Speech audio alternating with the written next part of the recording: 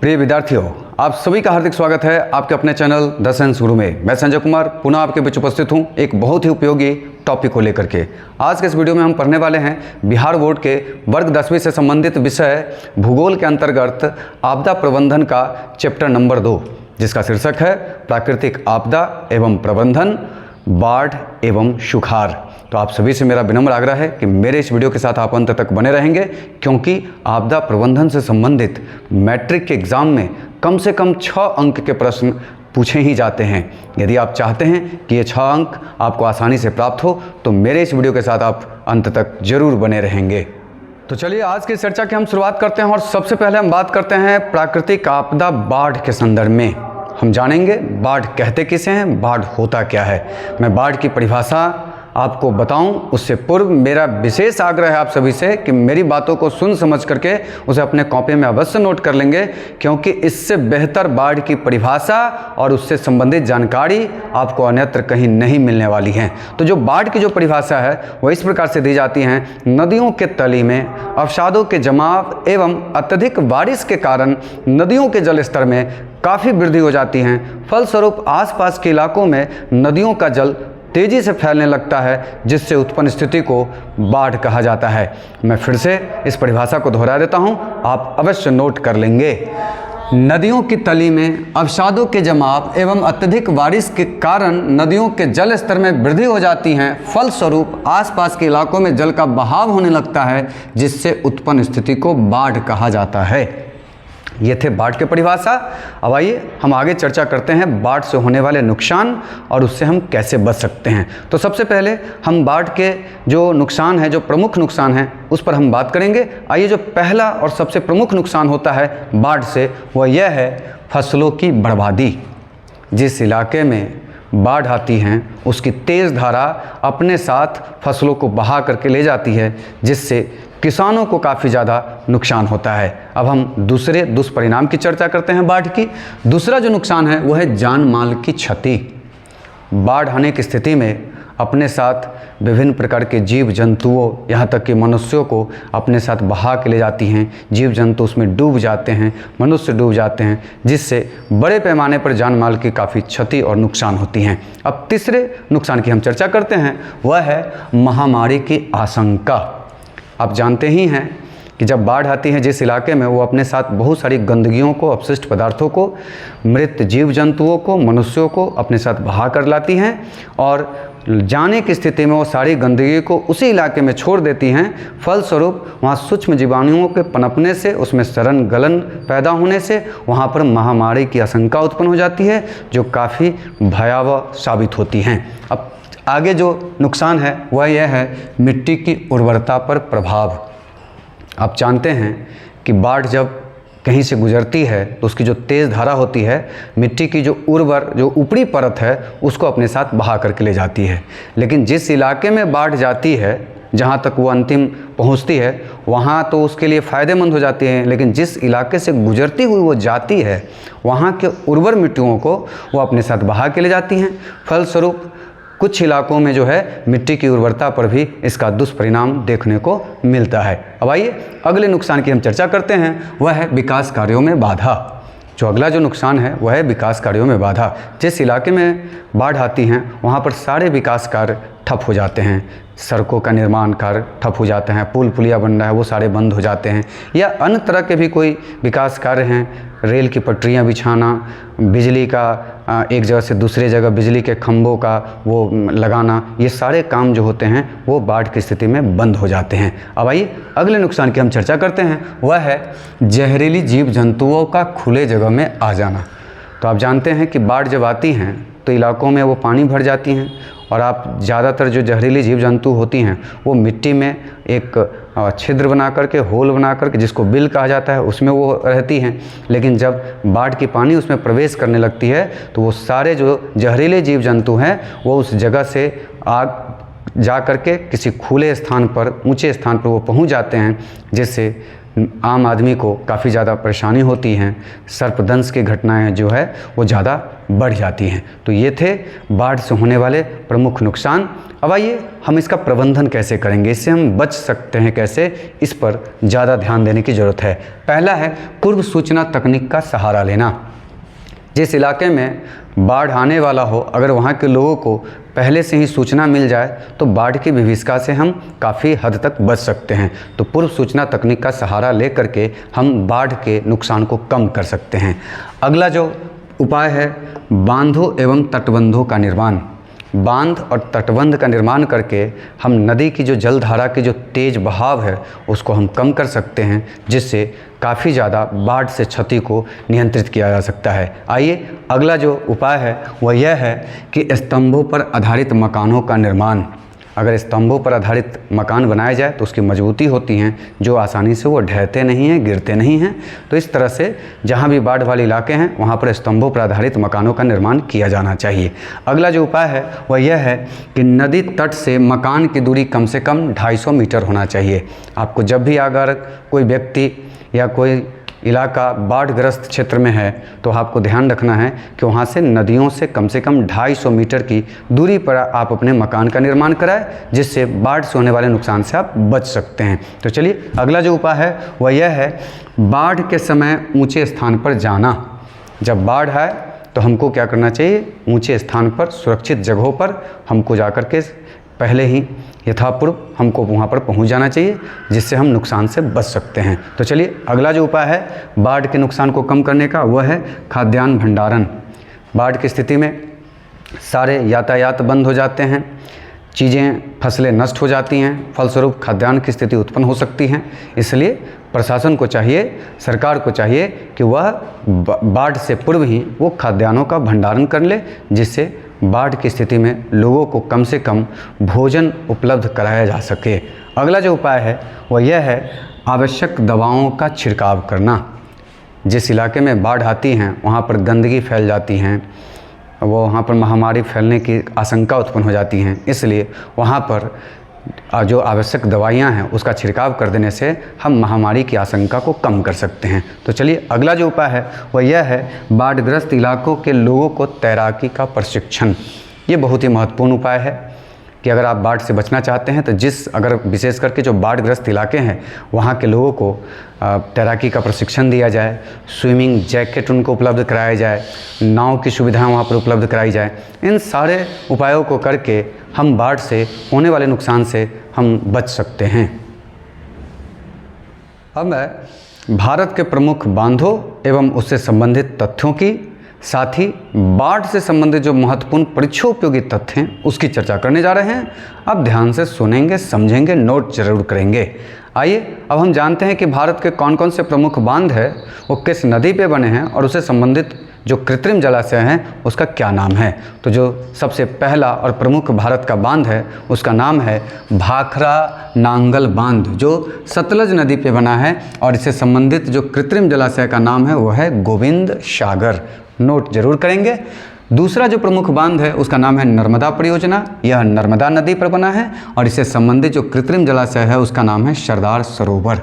और तीसरा जो प्रमुख बांध है भारत का उसका नाम है नागार्जुन परियोजना, यह कृष्णा नदी पे बना है, और इससे संबंधित जो कृत्रिम जलाशय का नाम है नागार्जुन सागर। चौथा जो भारत का प्रमुख बांध है उसका नाम है कावेरी परियोजना, यह कावेरी नदी पर बना है, और इससे संबंधित जो कृत्रिम जलाशय का नाम है उसका नाम है कृष्णा सागर। और पांचवा जो प्रमुख बांध है भारत का उसका नाम है रिहंद बांध, यह रिहंद नदी पर बना है, और यह जो संबंधित उससे जो कृत्रिम जलाशय है उसका नाम है पंत सागर। आप सभी नोट जरूर करेंगे, क्योंकि इससे संबंधित एक प्रश्न आपके एग्ज़ाम में, मैट्रिक के एग्ज़ाम में अवश्य पूछे ही जाएंगे। आइए अब हम बाढ़ से संबंधित और बिहार से संबंधित कुछ महत्वपूर्ण तथ्यों की और चर्चा करते हैं। तो सबसे जो पहला जो महत्वपूर्ण तथ्य है वह यह है कि बिहार का उत्तरी क्षेत्र बाढ़ग्रस्त है। कई मौक़ों पर मैट्रिक एग्ज़ाम में पूछे गए हैं कि बिहार का कौन सा क्षेत्र या इलाका बाढ़ग्रस्त है। आपको ऑप्शन में उत्तरी, पूर्वी, दक्षिणी सब मिल जाएगा, जिसमें आपका जवाब होना चाहिए उत्तरी क्षेत्र जो है बिहार का वो बाढ़ग्रस्त है। आइए अगले तथ्य की चर्चा करते हैं। कोसी नदी को बिहार का शोक कहा जाता है। कई प्रकार के विभिन्न प्रकार के जो है कंपटीशन हैं उसमें, साथ साथ में मैट्रिक के एग्ज़ाम में भी कई अवसरों पर यह पूछा गया है कि बिहार का शोक किसे कहा जाता है। तो कोसी नदी को बिहार का शोक कहा जाता है। इसलिए कहा जाता है क्योंकि सबसे ज़्यादा विभीषिकाएँ बिहार में बाढ़ से कोसी नदी ही मचाती है, इसलिए कोसी नदी को बिहार का शोक कहा जाता है। आइए जो अगले महत्वपूर्ण तथ्य है वह यह है कि 18 अगस्त 2008 को कोसी तटबंध के टूट जाने से बिहार के इतिहास में सबसे विनाशकारी बाढ़ आया था।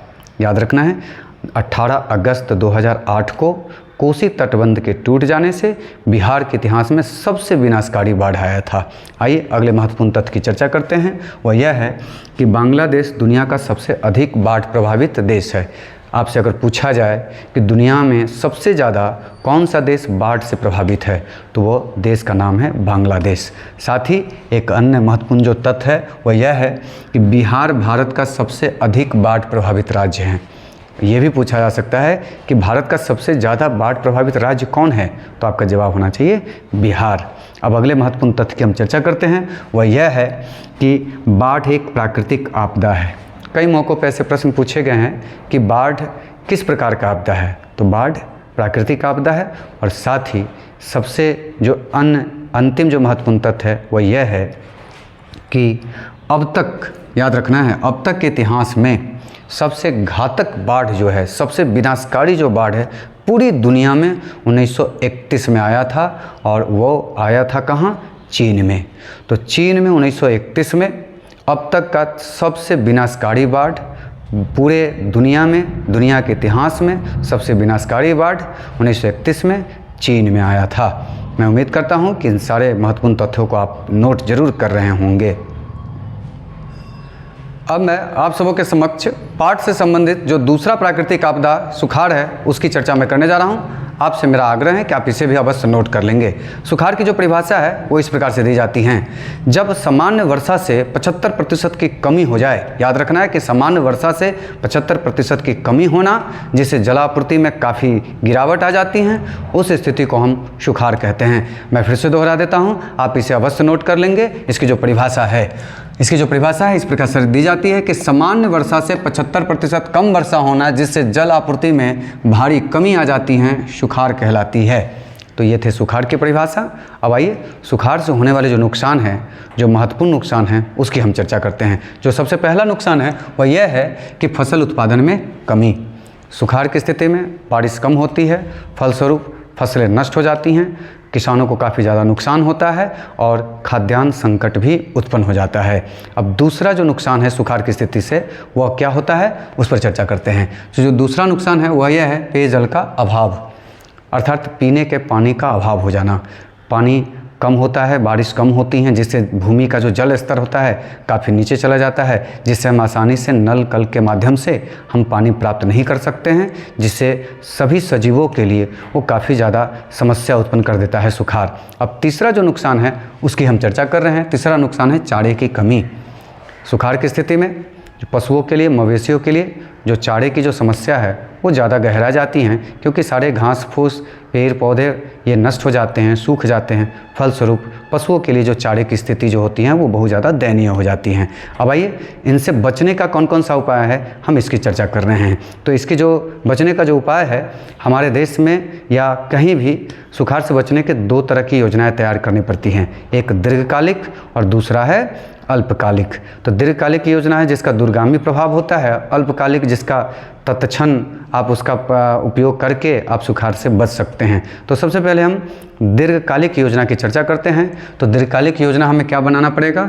कुआं का निर्माण, नहर का निर्माण, आहर का निर्माण, पईन का निर्माण, तालाब का निर्माण और वृक्षारोपण, ये सारे कार्य करके हम सुखाड़ की स्थिति से हम बच सकते हैं। लेकिन ये दीर्घकालिक योजनाएं हैं। आइए अब हम अल्पकालिक योजना की चर्चा करते हैं, जिससे हम तत्क्षण हम सुखाड़ से बच सकते हैं। वह यह है अल्पकालिक योजना जल संग्रह करना, मतलब जल को इकट्ठा करना, जल को बचाना। आप जा सकते हैं, देख सकते हैं राजस्थान में, वहाँ काफ़ी ज़्यादा कम बारिश होती है, तो वहाँ के लोग जो होते हैं अपनी छतों पर वो टैंक बना करके क्या करते हैं, वर्षा के पानी को इकट्ठा करते हैं और पाइप के माध्यम से उसे संग्रहित करते हैं। उसे वाटर हार्वेस्टिंग के नाम से भी जाना जाता है, जल की खेती से नाम से भी जाना जाता है। तो आप सभी उसी तरह से सुखाड़ की स्थिति में जल का आप क्या कर सकते हैं, संग्रह कर सकते हैं। बोरिंग एवं ट्यूबवेल से जल प्राप्त करना, जब आपको आसानी से कल नल के माध्यम से जल ना मिले, भूमिगत जल का स्तर काफ़ी नीचे चला जाता है, तो उस स्थिति में बोरिंग और ट्यूबवेल की मदद से हम जल प्राप्त करके हम सुखाड़ की स्थिति से बच सकते हैं। आइए अगला जो है वह है कि गड्ढा बनाकर जल संचित करना। हमको अल्पकालिक योजना के तहत हमको कहीं पर गड्ढा बना करके, तालाब खोद करके हम जल को संग्रहित करके सुखाड़ की स्थिति से हम बच सकते हैं। अब हम सुखाड़ से संबंधित जो महत्वपूर्ण परीक्षा उपयोगी तथ्य हैं उसकी हम चर्चा करने जा रहे हैं, उसे भी आप ध्यान से सुनेंगे और नोट अवश्य कर लेंगे। जो सबसे पहला और महत्वपूर्ण तथ्य है कि भारत सरकार द्वारा देश के 77 जिलों की पहचान की गई है जहां सामान्यतः प्रतिवर्ष सूखे की संभावना होती है। हमारे भारत सरकार के द्वारा देश के 77 जिलों की एक सूची तैयार की गई है जहां हर वर्ष सूखे की संभावना होती है। तो अगर आपसे पूछे जाए कि कितने जिलों को सूखाग्रस्त की संभावना में व्यक्त किया गया है भारत सरकार के द्वारा, तो वह है 77 जिले। आइए अगले महत्वपूर्ण तथ्य की चर्चा करते हैं।